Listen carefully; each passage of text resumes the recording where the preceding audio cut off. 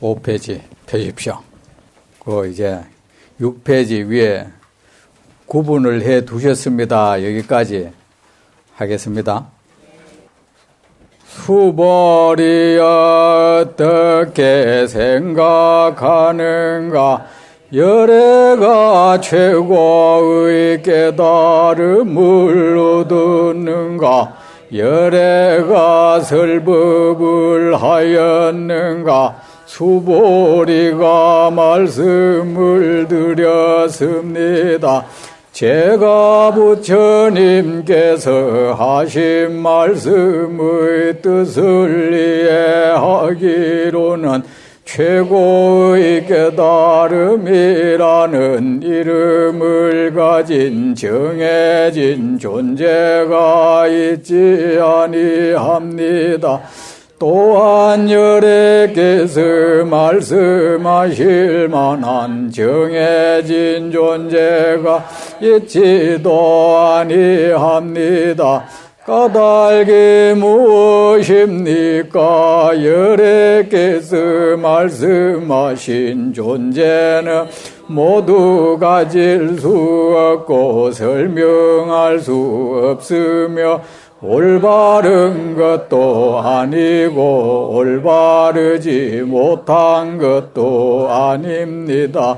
까닭이 무엇입니까? 모든 성인께서는 생성과 소멸이 없는 것에 의거하여 구분을 해 두셨습니다.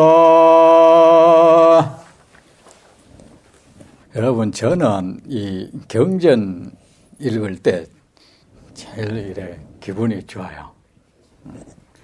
제가 이게 머리가 나쁜지 좋은지 제가 이 기억력이 별로 안 좋아요. 저는 이 소설책도 끝까지 읽은 게 하나도 없습니다. 처음에 한두 장 계속 읽는데 왜 자꾸 읽느냐?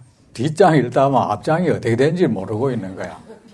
그 사람 이름 나오면 이 사람이 어떤 사람인가 다시 보고 옛날에 만화책을 봐도 또 그러고 그래가 제가 못 읽는데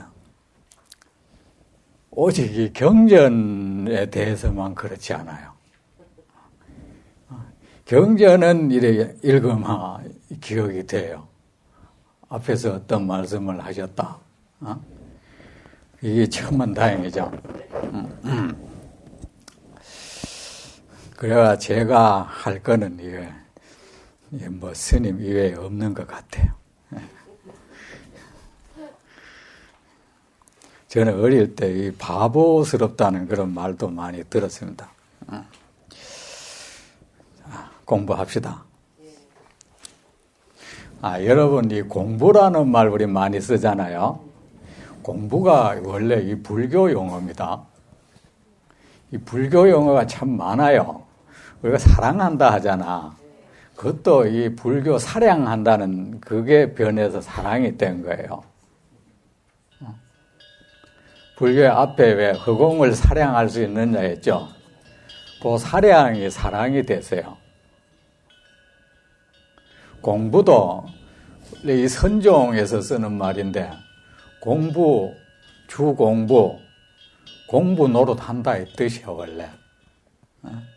이게 뭔 뜻이냐? 공부라는 것은 물건을 전문적으로 만드는 그 장인을 뜻하잖아요. 그러면 뭐냐 하면은 우리가 원래 공부는 참선을 공부라고 했어. 중국에서는.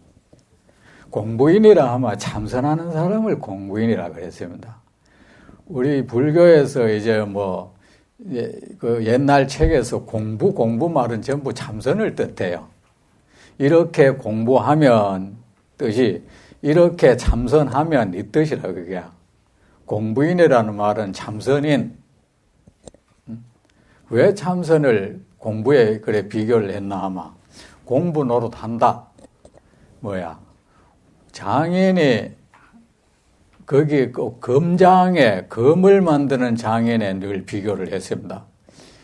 검을 만드는 장인이 필생에 천하 명검을 하나 만들기 위해서는 거기에 얼마나 심혈을 기울이는 노력을 해야 되겠습니까?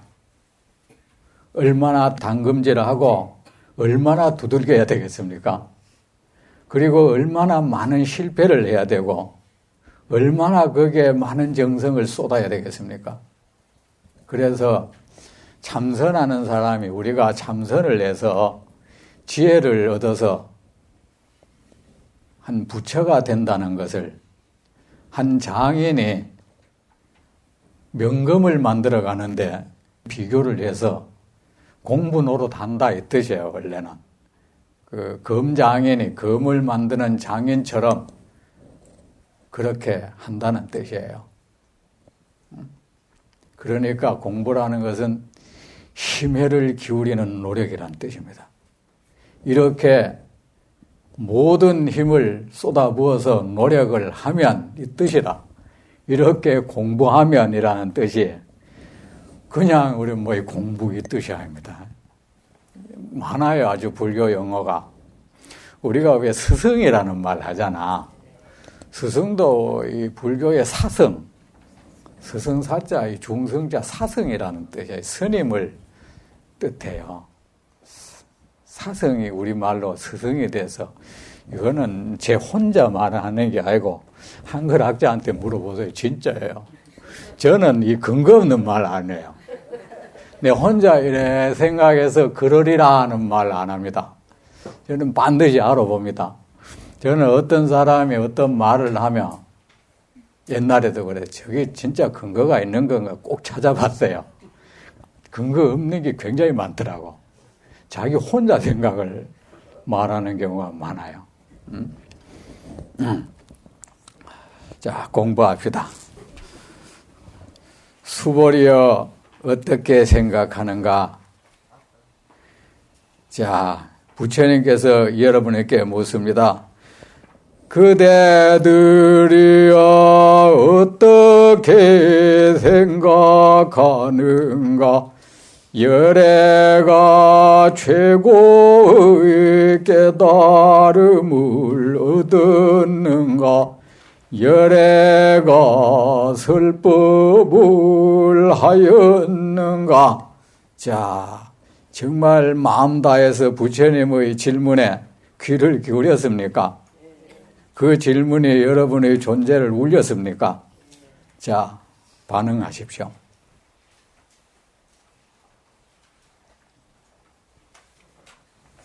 이 대답이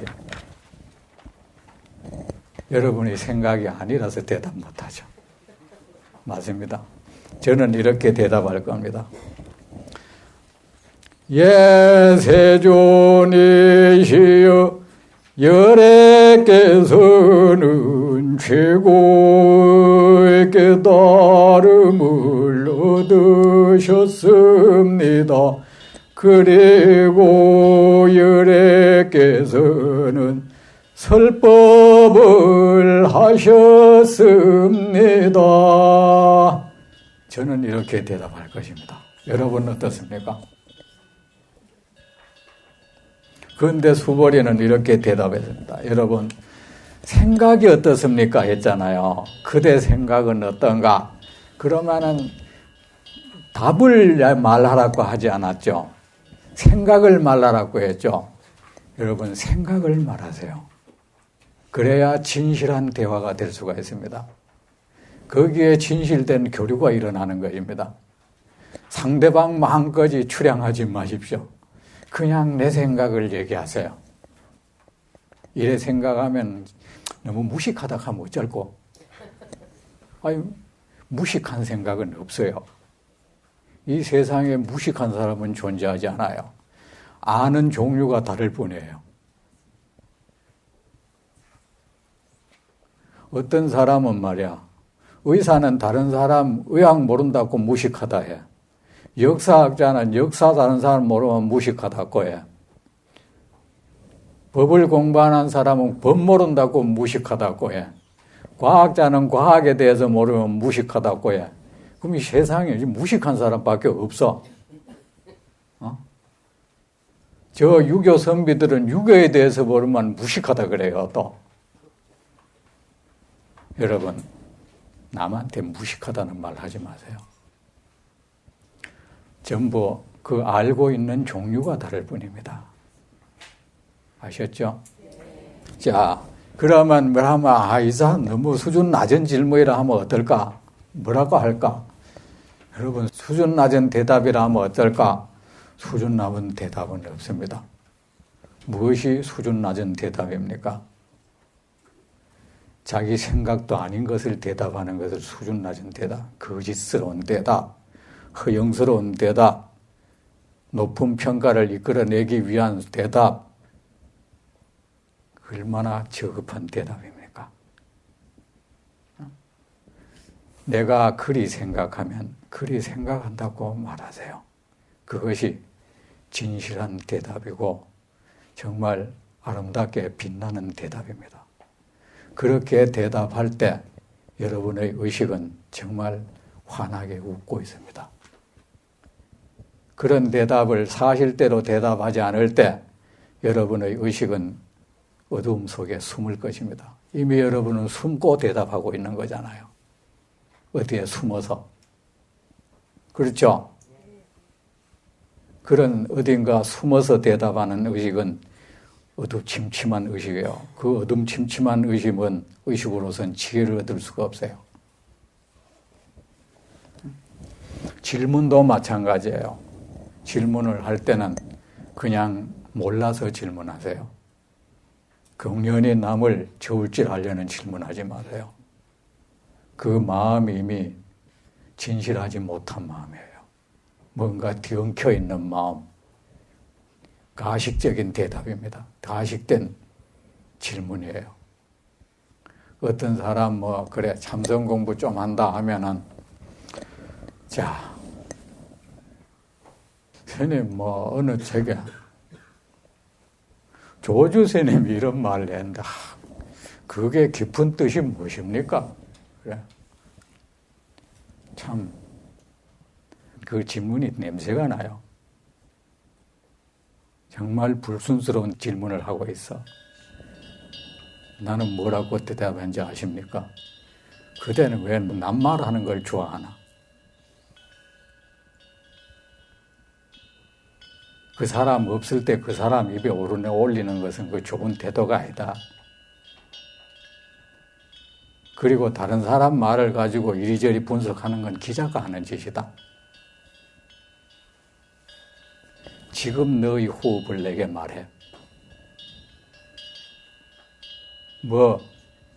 천년 전에 죽어서 그 해골조차 사라진 그 사람 말을 왜 꺼내? 지금 그대의 숨소리를 내게 좀 들려줘. 그대 맥박을 내게 좀 들려줘봐. 여러분, 그리해야 합니다. 아셨죠? 그러지 말고, 스님, 저의 삶은 왜 이렇게 숨소리가 거칩니까? 아무리 이 호흡을 평화롭게 하려 해도 안 됩니다. 이거 어떻게 이렇게 물으세요? 제가 그런 대답을 했습니다. 부처님이시여, 저는 부처님께서는 깨달음을 얻으신 분이고 부처님께서는 만중생을 위해서 설법을 많이 하셨습니다. 나는 이렇게 대답해야 옳은 것입니다. 이 대답은 수준 낮은 대답입니까, 여러분? 아닙니다. 내가 이렇게 대답을 했다면 부처님 또 칭찬하실 겁니다. 내가 만약에 수보리가 하는 이런 대답을 했다면 그대 대진이여 좀 진실되게 대답할 수 없나? 나는 지금 그대의 공부 정도를 지금 가늠하고 있지 않다. 그런 염려하지 말라. 이러실 겁니다. 수보리는 이렇게 대답했습니다. 제가 부처님께서 하신 말씀의 뜻을 이해하기로는 최고의 깨달음이라는 이름을 가진 정해진 존재가 있지 아니합니다. 또한 여러께서 말씀하실 만한 정해진 존재가 있지도 아니합니다.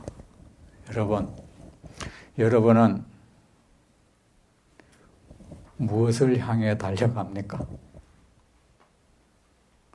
여러분이 손에 넣고자 하는 것이 무엇입니까? 여러분이 이루고자 하는 것이 무엇입니까? 여러분은 공부를 했죠. 공부를 해서 여러분은 무언가를 얻었다고 생각하죠. 얻은 것이 뭡니까? 이룬 것이 무엇입니까? 무엇에 의지해서 여러분은 나는 공부를 어느 정도 했다고 합니까?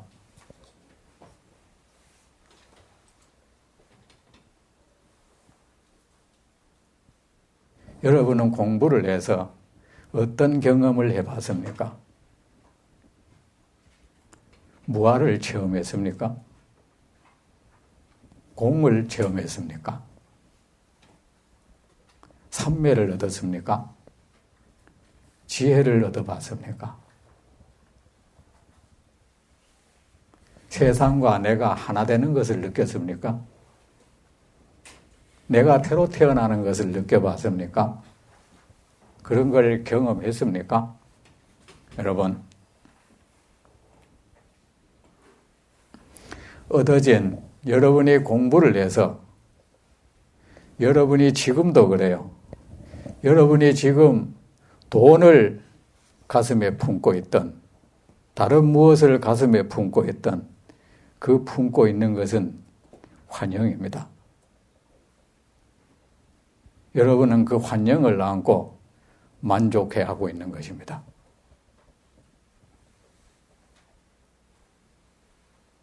왜 환영인지 아십니까? 환영은 그 형상만 있고 아무런 공능이 없습니다. 우리가 돈을 벌려고 하는 것은 돈 자체에 있지 않죠. 돈 자체가 가진 가치를 우리는 좋아하기 때문이죠. 그죠? 돈에 우리는 이러이러한 어떤 가치를 부여해 버렸습니다. 우리가 어떤 물건을 살 때도 사실은 물건을 사는 것이 아니죠.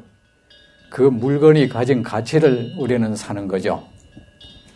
이래 내가 마치 경제학자 같다. 맞지 않습니까? 어? 자, 우리가 돈을 벌 때는 돈을 벌면은 이러이러한 어떤 돈은 가치를 지니고 있고 돈은 이렇게 나를 행복하게 해줄 것이다.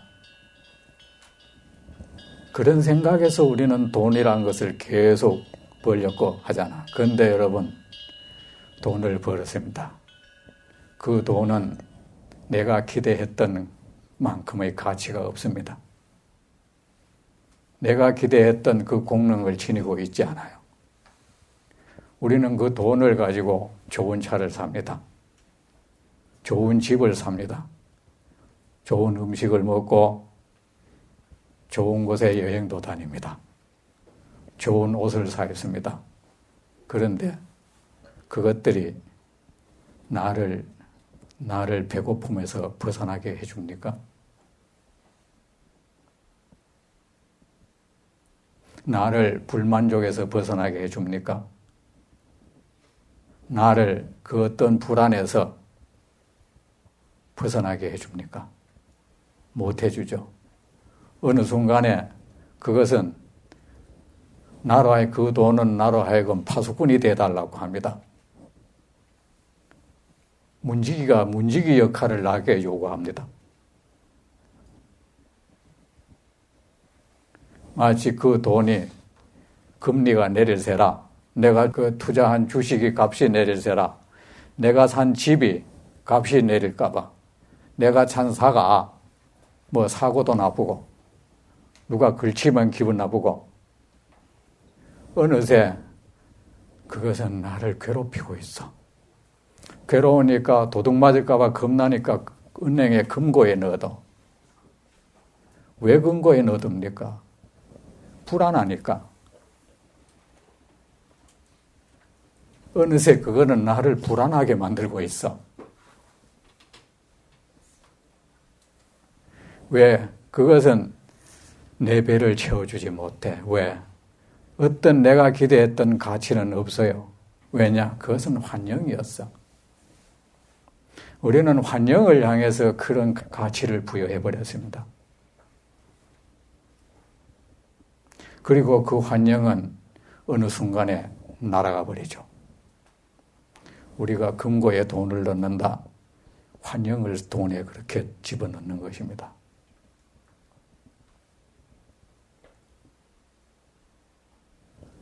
통장을 관리한다고요? 환영을 관리하고 있는 것입니다. 환영은 관리되지 않습니다. 왜? 그 자체가 이미 거짓된 것이고 실체가 없는 것이니까. 자, 세상의 모든 것도 그래해서 그것에 의존해서 얻은 모든 안락은 또한 어느 순간 환영의 날아감과 함께 같이 날아가 버립니다. 그죠? 여러분, 이런 환영을 얻어도 얻을 수 없는 것, 이 환영을 쫓아 평생을 산다는 것, 억울하지 않습니까? 내 가진 게 한평생을 이렇게 어렵게 해서 사람의 몸을 받아서 이렇게 태어났는데 이 환영을 쫓아서 그 환영에 유린당하면서 그 환영의 조종을 받고 환영의 지배 속에서 환영의 식민지로 평생을 보낸다는 것. 그 환영의 소나기에서 환영에 의해서 들렸다 나아졌다 하는 것. 이렇게 계속 산다는 것. 이거 억울하지 않습니까? 우리 이제 이런 삶에서 한번 벗어나 봅시다. 그 환영을 가슴에 안고 즐거워하려고 하지 말고 그 환영이 환영임을 알고 환영이 생기거나 말거나 그것에 의해서 내가 일이 일비되는 그런 삶을 살지 않기 위해서 노력하는 게 어떻겠습니까? 환영에 종속된 사람은 평생 배가 고픕니다. 왜? 그것을 넣으면 배가 부를 줄 아는데 이 환영이란 것은 더 많은 양을 요구해. 배가 부를 수가 없어. 왜? 배불리 할 아무것도 없어. 그러니까 계속 배가 고픈 겁니다. 아마 이 세상에서 돈이 제일 부족한 분은 이 세상에서 제일 돈 많이 가진 분일 거예요. 그가 제일 배고플 겁니다. 우리 이제 부처님 가르침 따라 환영의 지배를 받지 않는 삶을 살기 위해서 노력합시다. 모든 것은 없어집니다. 없어질까 봐 전전긍긍하지 말고 없어져도 괜찮은 사람이 되세요. 세상 사람은 다 늙죠. 늙지 않기 위해서 발버둥 치지 말고 아름다운 늙음을 위해서 노력하세요. 죽지 않기 위해서 노력하지 말고 뭐 장수에 10년, 20년 살아봐야 그 뭐 결국은 한 찰나잖아. 발버둥 칠기 아니라 아름다운 죽음을 위한 노력을 하세요. 자, 세상의 모든 것도 얻을래야 얻을 수 없습니다. 그리고 얻어진 것은 반드시 사라집니다. 왜? 애초에 그것은 없던 것이었기 때문입니다. 모든 것이 그러합니다. 깨달음도 마찬가지입니다. 얻을 수 없는 것입니다. 만약 여러분이 공부를 해서 무엇을 손에 넣었다면 그것은 반드시 없어질 것입니다. 손에 넣었다는 그 생각으로 잠시 기뻐할 것입니다. 노래를 부를 것입니다. 그 얻어진 것은 반드시 사라집니다.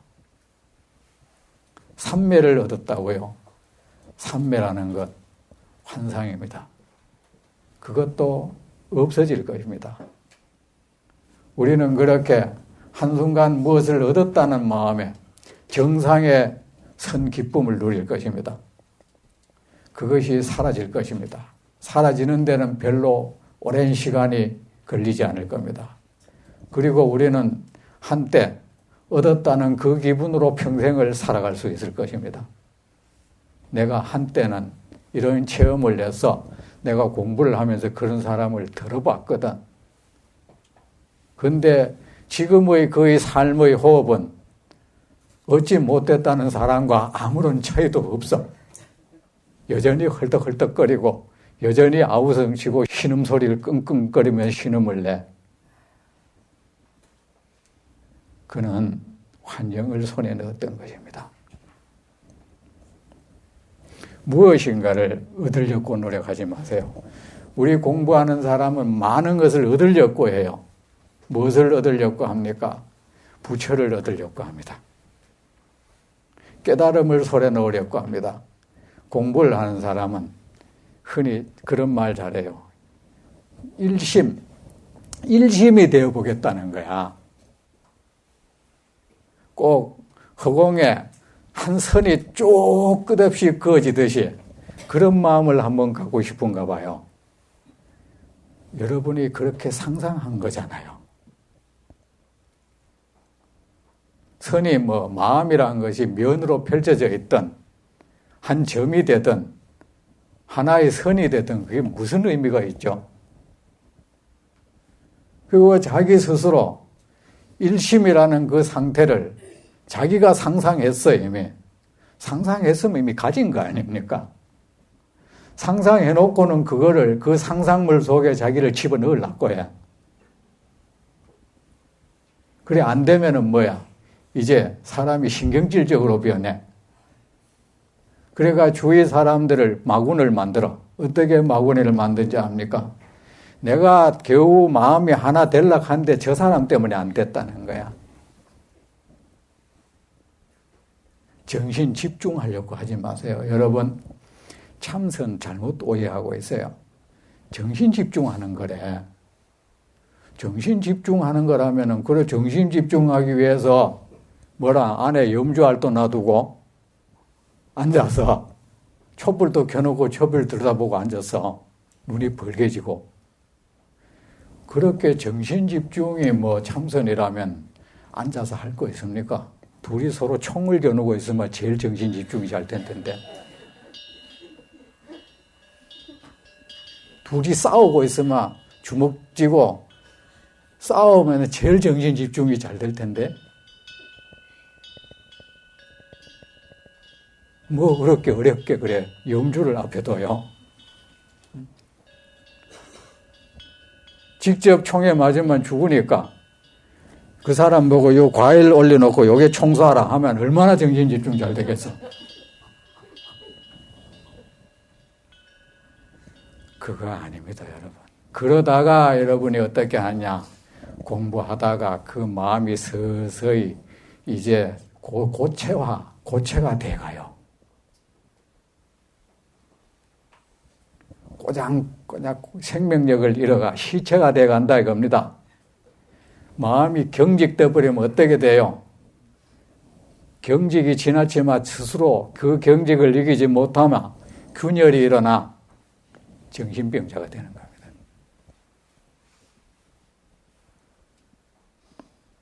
이 가운데 그런 분 안 계십니까?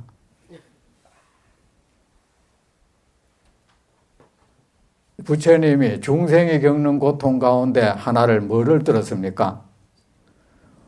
얻을 수 없는 괴로움.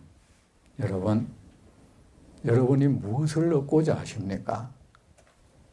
그 모든 것 얻어지지 않습니다. 부처님이 그렇게 말씀하셨습니다. 물질적인 것이든 정신적인 것이든 얻어지는 것은 아무것도 없습니다.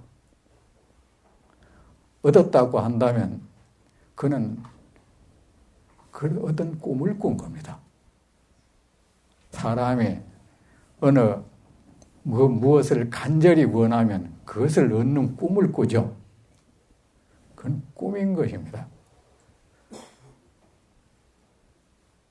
그리고 그 무엇을 향해 그것이 저 앞에 황금이 놓여 있다.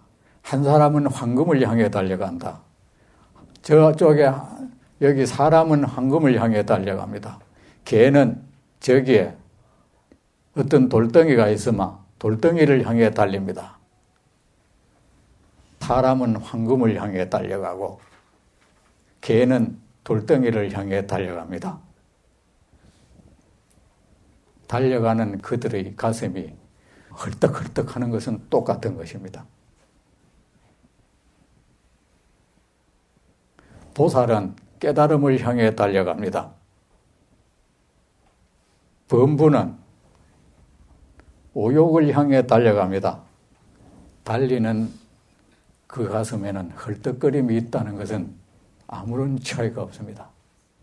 다만 착각을 해. 나는 깨달음을 향해 달리는 사람이니까 나는 더 숭고한 사람이야. 뭐가 숭고하다는 겁니까? 자, 황금을 향해 달려가다 넘어져다가 코를 다쳤다. 그 코피는 남다른 코피입니까?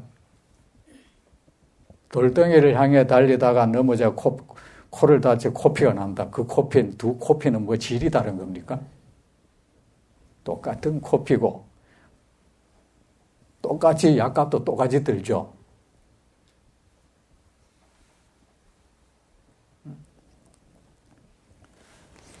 여러분, 정해진 존재라는 것은 깨달음이라는 이름이 명찰처럼 딱 붙어 있는 그런 그 어떤 대상도 없다는 것입니다. 깨달음이라는 것을 여러분 개념화하지 마세요. 여기에 정의를 내리지 마세요. 여러분은 그 무엇에 대해서 정의를 내리고 개념화하는 것을 좋아하죠. 거기에 그에 대한 어떤 이론체계 세우는 걸 좋아하죠. 여러분이 깨달음을 어떻게 개념화하든 그것은 잘못된 것입니다. 깨달음이라는 것을 어떻게 정의하든 그것은 잘못된 것입니다. 왜? 그것은 없는 것이기 때문입니다. 실제하지 않는 것이기 때문입니다. 깨달음에 대해서 여러분이 어떤 이론을 펴든 이렇게 하면 깨달음을 얻는다고 어떤 이론을 펴든 그 이론은 희론입니다. 무익한 이론입니다. 그리고 그 개념, 그 정의, 그 이론은 깨달음이 아닙니다. 깨달음과 관계없는 것이고 깨달음과 아무런 관련을 맺지도 못할 것입니다. 깨달음에 이르는 징검다리도 들지 못할 것입니다. 그냥 여러분의 마음을 나는 무엇을 알고 있다. 무엇에 대해서 나는 개념을 가지고 있다. 그런 허상을 향한 만족감을 잠시 안겨줄 것입니다. 다른 모든 것도 그렇습니다. 이름을 가진 정해진 존재가 있지 않습니까? 그러니까 여러분, 지혜니, 자, 중생은 오욕을 향해서 달려갑니다. 그로 인해서 그는 그 호흡이 헐떡거립니다. 보살은 깨달음이라는 것, 삼매라는 것, 열반이라는 것, 이런 온갖 좋은 것을 향해서 달려갑니다. 그들은 그것으로 인해서 헐떡거립니다.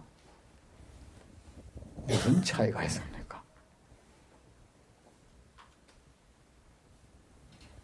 백두산에 오르다가 숨이 헐떡거려 죽든 뒷동산에 오르다가 숨이 헐떡거려 죽든 죽는 건 죽는 겁니다.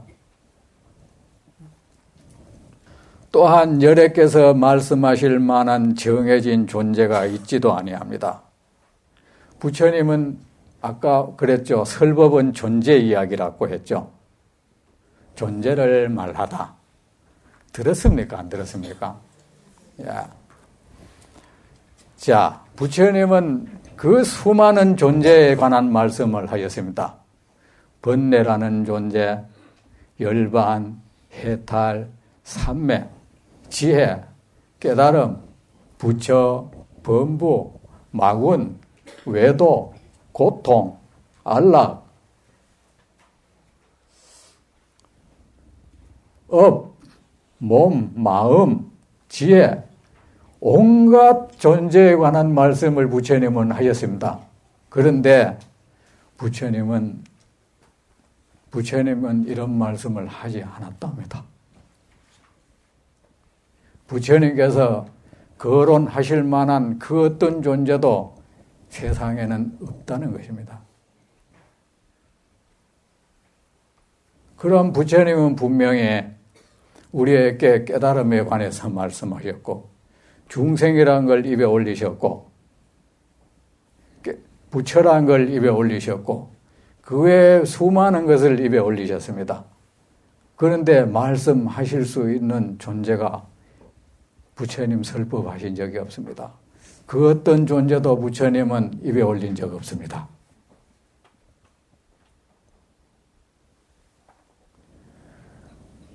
무엇입니까? 이야, 여러분, 우리는 그 어떤 것을 입에 올린다. 선이라는 것을 입에 올린다. 어느새 선이 우리 가슴을 지배합니다. 그렇죠? 선과 마주합니다. 선이라는 그 무형의 존재와.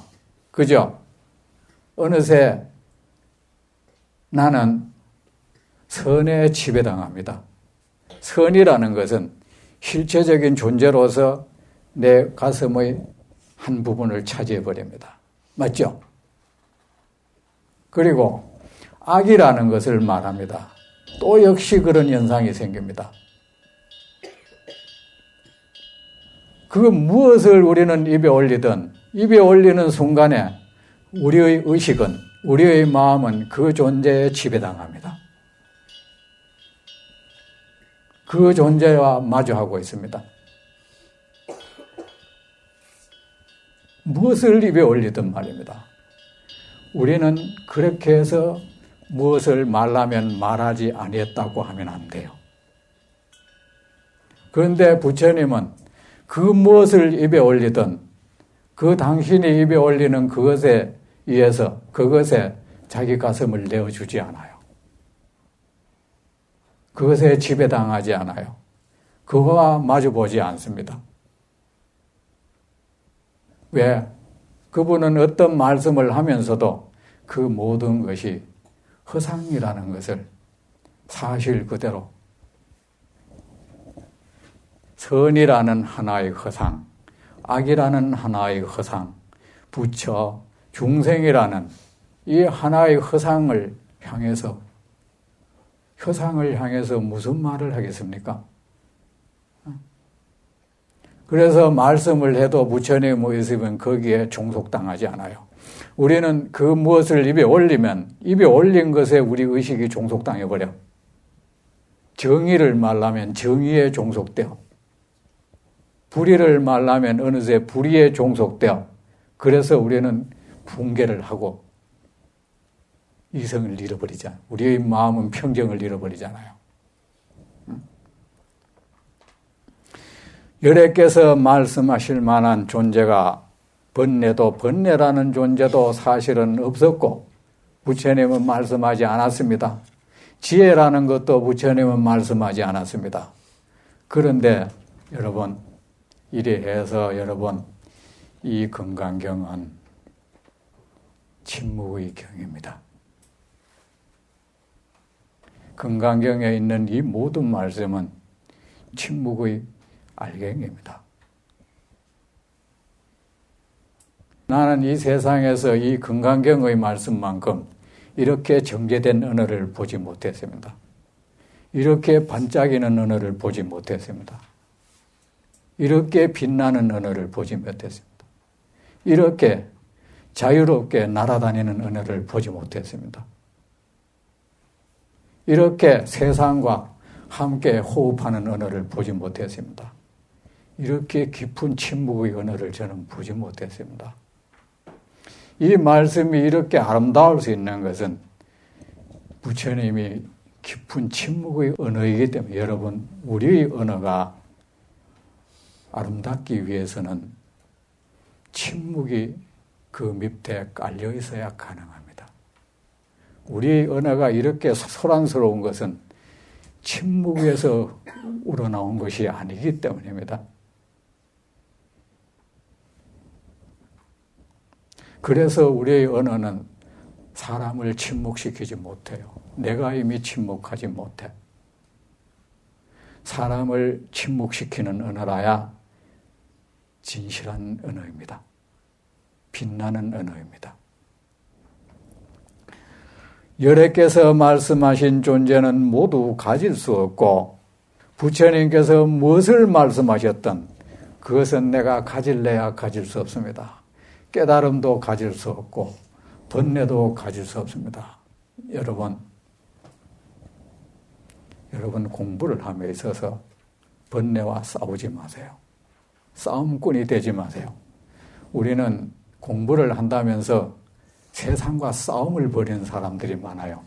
싸우는 것으로 공부를 삼는다는 거야. 세상과 싸우고 그것도 부족해서 자신을 두 패로 나눠놓고 싸워요. 옳지 못한 나, 옳은 나라 분리시켜놓고 싸워요. 나를 그렇게 분리시켜. 싸우면 어떻게 돼요? 나는 어느새 누군가를 이겨놓으면 승리감에 도취되겠죠. 여러분, 전승자가 되려고 하지 마십시오. 그리고 여러분, 우리가 명심해야 할 것은 싸워서 이길 수 있는 싸움은 존재하지 않는다는 것입니다. 모든 싸움의 결과는 패배입니다. 이길 수 있는 싸움은 아무것도 없습니다. 왜 그런지 아십니까? 우리 싸움의 대상이 허상이기 때문입니다. 환영이기 때문이다. 저는 지금까지 환영과 싸워 이겼다는 말을 들어본 적이 없습니다. 번뇌도 환영입니다. 그것과 싸우지 마세요. 환영이 환영인 줄 알면 그뿐인 것입니다.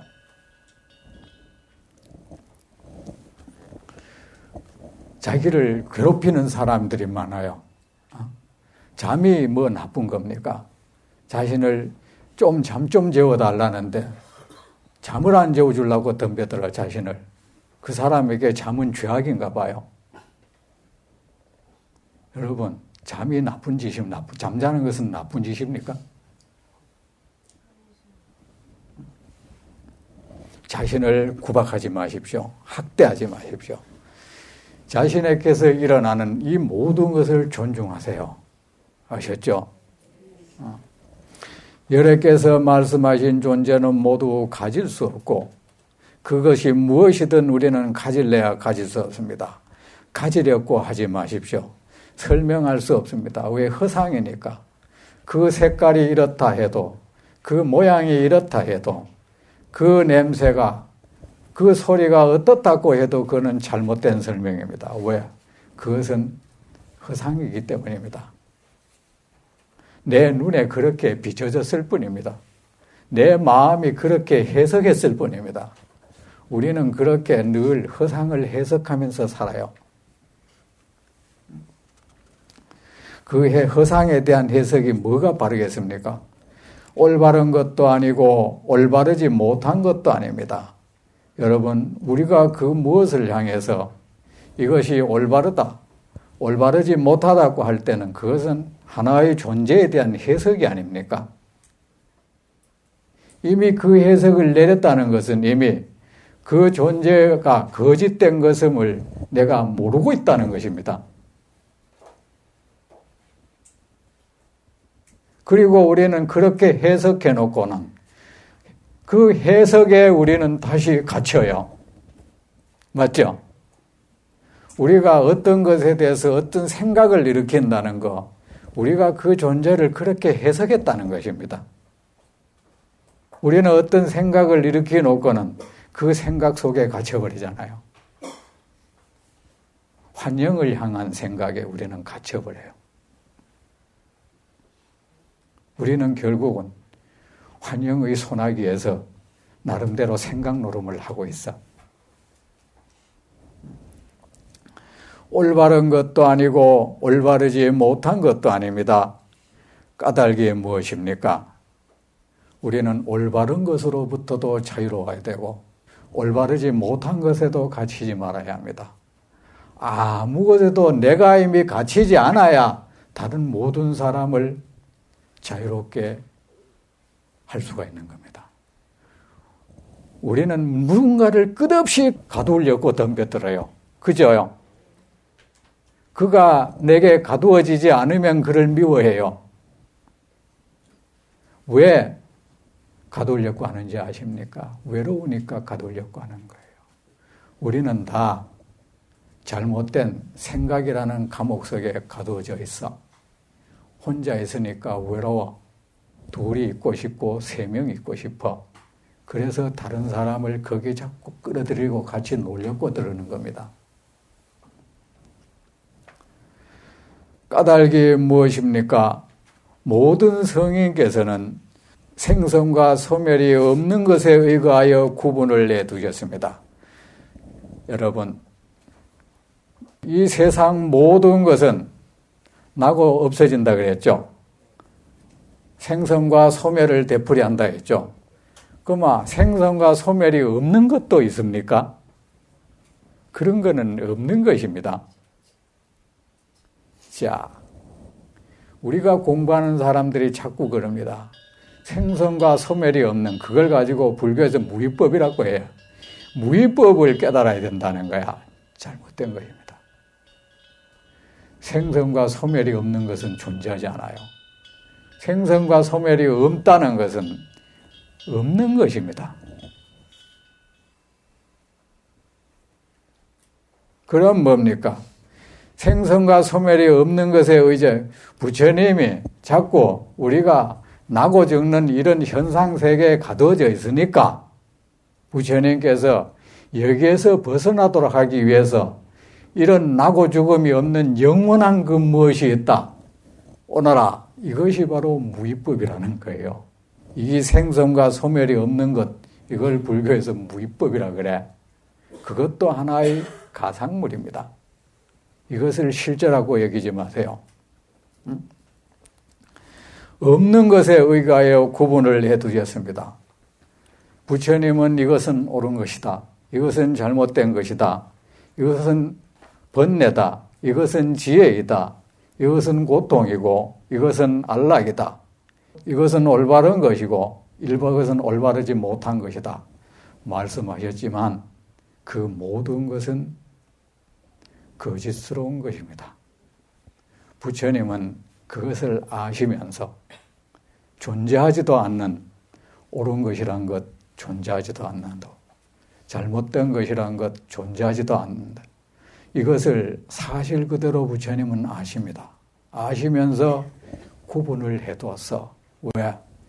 중생을 제도하기 위해서. 방편으로. 내일 계속하겠습니다.